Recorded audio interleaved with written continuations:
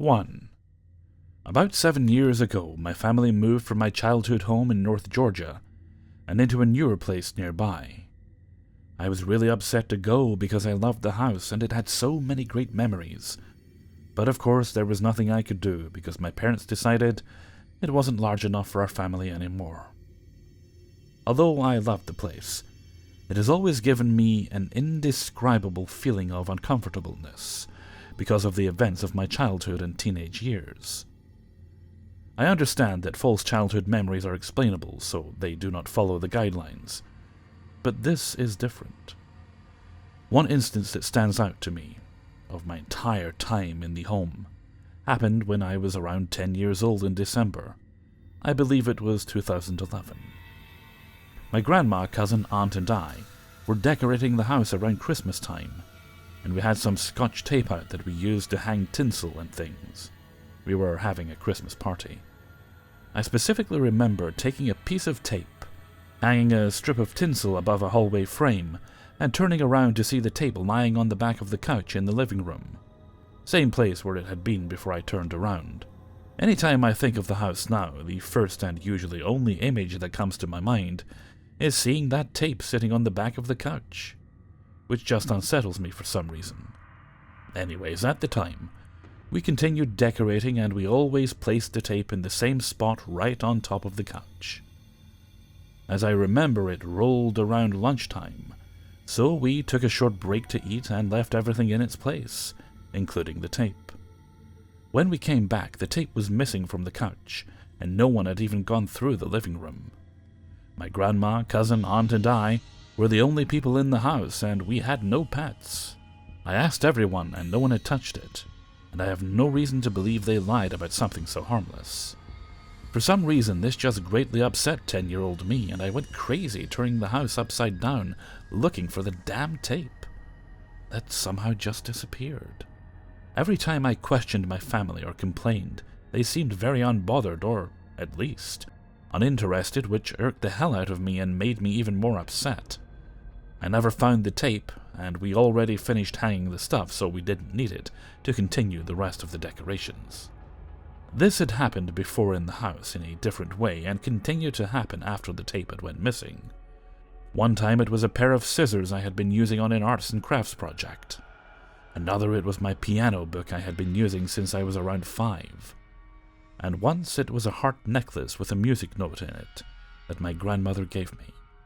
I am very particular about keeping things organized and keeping up with my stuff.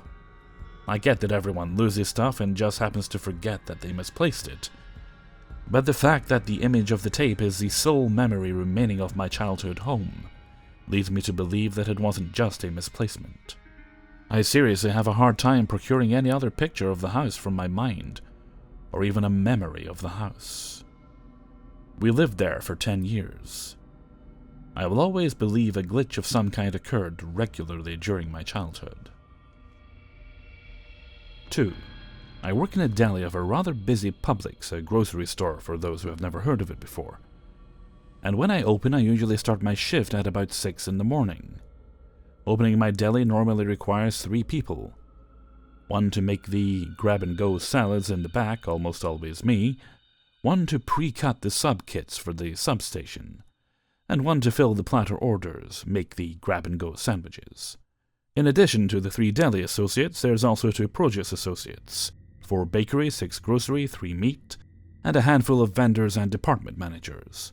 My point in mentioning all of this is to emphasize the fact that there is a lot of people in the store before it officially opens at 7.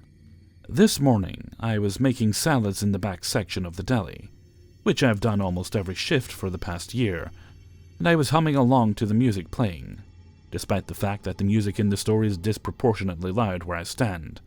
I can usually still hear the sounds of everyone else doing their jobs, i.e. the slicers turning on and off, bakery ovens beeping, grocery crushing boxes, etc.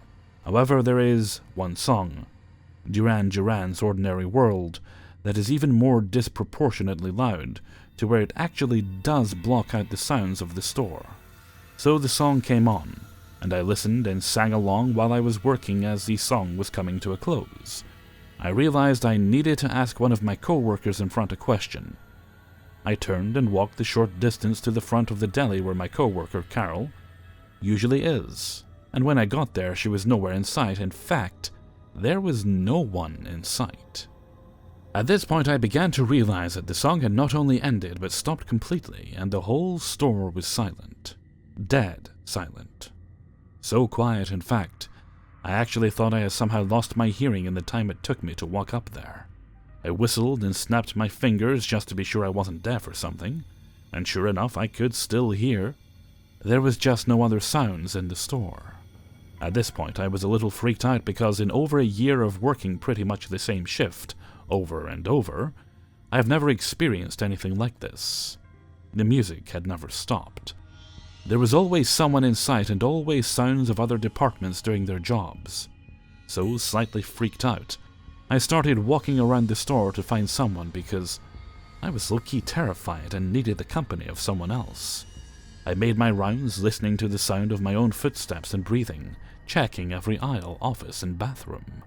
When I say I checked the whole store, I mean the whole store. Not a single person was to be found. After searching, I checked the time to see if maybe I somehow got confused and came in much earlier than 6, and that all the interactions I thought I had this morning actually happened yesterday. 6:42, not even an hour into my shift. On top of that, I wouldn't have even been able to get into the store without someone else unlocking it for me, so I knew I couldn't be the only one in the store. I began to panic even more and texted or called everyone in my contacts, trying to get a hold of someone just to make sure I wasn't the sole survivor of some sort of mass extinction event by some chance. Too many horror movies and stories. But due to the early time, no one else was awake to answer me, I guess. This only furthered my concern. I decided that I needed to leave and check on my family, so I started heading towards the front of the store to leave. The sliding doors hadn't been turned on yet, so that meant I had to manually open both sets. I opened the first set, and then the second. Then I turned around to close the first set, only to make eye contact with the assistant store manager who welcomed me with a "good morning," and reminded me to close the second set of doors before I came in. It was at this point I noticed the music and all the sounds that are usually present had fully returned. I hesitantly closed both sets of doors and walked back to my department, and saw all the other Publix associates doing their respective jobs as if nothing had happened. I checked my phone again and it was 5:57, 3 minutes before I needed to clock in. So I just went back and clocked in. I didn't know what to do or think about the whole situation. I kept an eye on the clock, and when it started to get close around the time I think it all started, I paid super close attention to the sounds and where everyone was, just to see if it would happen again. But nothing happened. Ordinary World didn't even play again like I thought it would. That song will be forever ruined for me now. So yeah, WTF. If you guys have any ideas, please share them with me and help me rationalize this. I seriously cannot figure out if I'm having somewhat of an existential crisis over it. 3. About a week ago, I went to the grocery store to do my weekly grocery shopping, and one of the things I picked up was oatmeal. This oatmeal was the Quaker Peaches and Cream flavor in the peach-colored box. This will matter later. I got home and opened it up to have some as a snack, and every pack was peach-colored and inside was peach oatmeal. The next day, I woke up and decided I'll make some oatmeal for breakfast. I went to my cupboard and opened it. The inside was Quaker's brown sugar oatmeal box. I looked inside the box. They're now all blue packets of brown sugar oatmeal with 2 packets missing, the exact amount I ate the previous night. I live alone, I don't drink or do drugs, and I haven't bought oatmeal in years before this, so I couldn't have mixed it up for a different box. I got the receipt from the day I bought the oatmeal, and the oatmeal wasn't on the receipt. 4. Are we considering doppelgangers to be glitches in the Matrix? Because if not, oh no, there are nothing but doppelgangers in this post. 3 generations of them, in fact. The first story centers on my maternal great-grandmother, who emigrated from Norway to the United States in the 1920s, and would sometimes travel back across the ocean to visit her family for a period of time. During these trips, she would have her neighbors watch over her house, water the plants, collect the mail, etc. while she was away. Her neighbors were very good and reliable people, and were always happy to lend her a hand whenever she needed some help. On one such trip, my great-grandmother planned to be staying with her family in Norway for a month, and asked that her neighbors take care of her house while she was away. They told her that of course they would watch after her house for her while she was out of the States, and that it would be no trouble at all to look after things. So my great-grandmother left them with a house key and headed back to her Norwegian homestead to see her family with one less worry on her mind. A month passed, and my great-grandmother returned home from her trip. But when she arrived back at the house, she was very surprised to find that her neighbors seemed to have not taken care of anything for her at all. Her mail had not been collected, and neither had her newspapers. When she walked inside, she found that her plants were completely dry, and many had not survived her weeks-long absence. She was confused as to why her neighbors had not looked after her house as they had promised they would, as they had done for her several times before. But it was late in the evening, and my great-grandmother was tired from her travels, so she decided to head to bed and talk to them about it in the morning. The following day, my great-grandmother knocked on her neighbor's door, and when they answered, she greeted them and told them that she had returned from her trip. They said, "Yes, we know that you have been home, and we saw that you had returned early." This confused her, as she had returned home at the time she had originally planned to arrive. She told them that she had only just come home the previous night. The neighbors were very surprised at this news, and insisted that she had been home for several weeks. They told her they had taken care of her house for the first 3 days, but when they came over on the 4th day, they found her shoes, the very shoes my great-grandmother was wearing on her feet at that moment, placed in front of the main door where she always left them. Norwegians don't wear shoes in the house. And further, they distinctly heard her inside the house, the unmistakable sound of her footsteps moving through the rooms. They assumed her trip had been cut short, as they continued to see her going through her normal household routines from that point forward. During the days that follows, her neighbors swore they heard her cleaning, heard pots and pans and dishes clanging around in the kitchen as she cooked, saw her opening and closing windows, saw lights being turned on and off in the nights, and watched her silhouette move through the house just as they always had. They also saw her outside of her house, sweeping the front porch and walking through her front and backyards, tending to many things as she normally did. Everyone was beyond confused at this point. My great-grandmother was 100% certain that she was across the ocean in Norway for a month, and her neighbors were 100% certain that she had been home the entire time. The second story centers around my maternal grandmother and my aunt, who had an extremely close relationship. My aunt had been living in Arizona for a few years, but she and my grandmother, who lived in New Mexico, spoke to each other regularly on the phone, sometimes daily, but at least once a week. One particular month, my aunt had been very, very busy with work, and had not been able to speak to my grandmother on the phone for a couple of weeks. This was very out of the ordinary for her not to call my grandmother for such a long while, but she simply did not have the time, being so absorbed in her job. One morning my aunt arrived at work, and as she was getting ready to begin her shift, she crossed paths with one of her co-workers in the hallway. The co-worker stopped her and said, "You need to call your mom. She was just here looking for you, and she is really upset and worried about you." My aunt thought she had misunderstood her co-worker and said, "You mean my mom called here looking for me?" Her co-worker told her that no, she hadn't called. She had just been right there inside the building looking all over for my aunt. This was not possible, as my grandmother was hundreds of miles away in New Mexico. She explained this to her co-worker, who continued to insist that my grandmother had definitely been inside the building, and had in fact just left only a few minutes prior to my aunt's arrival. Still thinking her co-worker must be mistaken, my aunt opened her wallet and pulled out a picture of my grandmother and showed it to her, asking if this was the woman who she had just spoken to. Her co-worker immediately recognized her and said she was definitely the same woman. My aunt was extremely confused at this point, so she found the nearest phone and dialed quickly. After the first ring, my grandmother picked up the phone, hundreds of miles away in New Mexico, and told my aunt how worried she had been about her, and how relieved she was to finally hear from her. The last story centered around me.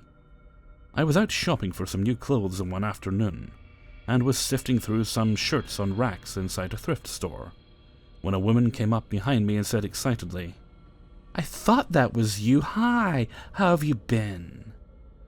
I turned around and looked at her bright, smiling face, and had absolutely no idea who she was, absolutely none. I had never seen her before in my life, though she seemed quite certain that she knew me. She must have read the expression on my face, because she said, "Do you remember me? From the festival last week. We met in the parking lot." I was still drawing a complete blank, and I definitely had not been to our town summer festival the week before, where she thought we had met. I told her that she must be mistaking me for someone else, but she was adamant that we had met in the parking lot after the festival was over. She said that she had been drinking during the festival, but that she was sure it was me she had crossed paths with that night. She said that I had slipped her keys out of her hand just as she was about to get into her car, and had convinced her not to drive home until she had sobered up a little bit, and that I spent the next several hours sitting and talking with her in that parking lot, having a deep discussion about life. I told her that I was very sorry, but I just was not who she thought I was, and I didn't go to our town's festival that year, and in fact, I didn't ever go out at nights at all. At first she seemed to be frustrated and a little insulted that I couldn't remember her. But then she seemed to be genuinely hurt, and I felt terrible that she thought I was simply pretending not to know her. She said, "Well, I just wanted to say thank you for not letting me drive that night." And then, as she turned to leave, she said, "It was really good to see you again." Not long after that, I encountered another person I have never met before, who was, again, quite certain that he knew me. I was delivering groceries to a husband and wife who had recently reached out to our church, looking for some help. They had fallen on some very hard times, and the husband was struggling with cancer and was extremely ill. The wife had contacted our church and asked if we had any food at all that we could spare. So we got a load of groceries together for them, and I was helping deliver the bags of food to the couple's house. When I stepped inside their front door, the wife greeted me and was showing me the way to the kitchen, when I noticed her husband fast asleep in the living room on the couch. He was very frail and hooked up to an oxygen tank. I was trying to be as quiet as possible so as not to disturb him, but as his wife was showing me into the house, he opened his eyes and sat up on the couch. He looked at me and his face just lit up. He said, "Oh, it's you. I remember you." I did not remember him at all. He was a complete stranger to me, and this was the first time I had ever seen him. He said, "I met you that night after I got diagnosed with my cancer. You were in the parking lot at that church, and you talked to me all night long about life." He seemed to be in an almost dreamlike state and was very, very weak. "Thank you for talking with me that night," he said. "You made me feel so much better." I could tell it was difficult for him to speak, and I did not want to correct him and tell him that he was mistaken, that it was most definitely not me who he had spoken to that night. So instead I let it be and just smiled at him. And just like the woman in the thrift store, he told me, "It's really good to see you again," before he laid himself back down on the couch and closed his eyes. 5. It happened when I was 19 and still living at my dad's house. My bedroom was the attic room and was directly above my sister's bedroom. She could hear everything in my room, if I was walking around, if I was rage-quitting on Dragon Age, right down to me tossing and turning in my sleep. Now, one evening I was on my way home from work. I work in a hospital just outside of the city, and it took a good hour to commute there and back on the bus. It was about 7 p.m., and I was 10 minutes from my house just as I get a phone call from my sister. Because my bedroom was in the attic, she didn't like to climb the ladder, so she would often either ring me or message me on Facebook if she wanted my attention. Anyway, I get a phone call from my sister and she's annoyed at me. She's telling me I'm being loud, laughing on Skype with my friends and walking around my room if I can keep it down because she's watching Hollyoaks. Obviously, I'm confused and I tell her I'm on the bus and that I'm not even home. My sister sounds even more annoyed as she thinks I'm lying to her. She hangs up on me but then rings me a couple of minutes later. But now she's freaked out, and said she climbed up into my room and nobody was there. It was completely silent, but just as she got back into her room, the chatting and laughter started up again. I suggested maybe she's hearing the neighbors, but she tells me it's clearly my voice. I have a very distinctive voice according to everyone, a mixed southern and northern British accent, so everyone knows my voice when they hear it. The neighbors were also an elderly couple, and they wouldn't be chatting loudly on Skype and stomping around. I arrive home soon after. My sister is shaken up and said that my voice stopped the minute I walked through the door, but she very clearly heard me talking on Skype to my friends, which is what I usually did at that time when I wasn't at work. I know my sister. I know when she's making up stories and lying. She was genuinely shaken up, and I know for a fact that she wasn't lying. Hey everybody, Hellfreezer here, and thank you very much for listening to 5 True Glitch in the Matrix Stories, episode 87. And thank you very much to everybody who allowed me to use and sent in stories for use in this video. Also a specific shout out to NXTX Lee, who is the author of the first story. Thank you kindly for the use of your story, Lee. Bit of a doppelgangery one this week. I hope I don't have a doppelganger out there, or if at the very least I hope they have their own place. Don't really fancy waking up next to myself in bed one day, and that would just be very awkward. Okay, and with that pleasant thought, I'm going to head off for now, so until next time, thank you very much for listening, and take very good care of yourself.